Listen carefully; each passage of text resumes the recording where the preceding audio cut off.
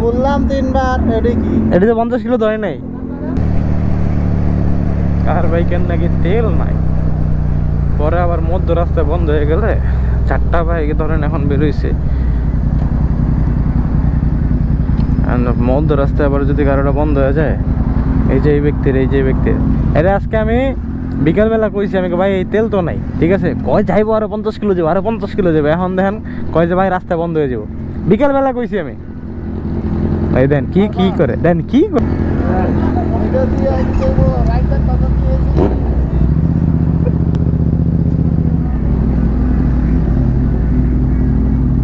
বিকালে কইছিলেন তেল ভরার লাগা, কি কইছেন আর 50 কিলো যাইবো।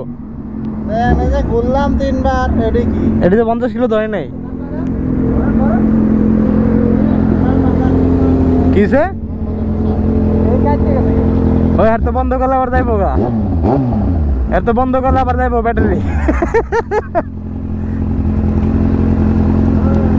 এই মেয়ে ভাঙ্গারি ওই জায়গায় ছুঁয়ে আইও।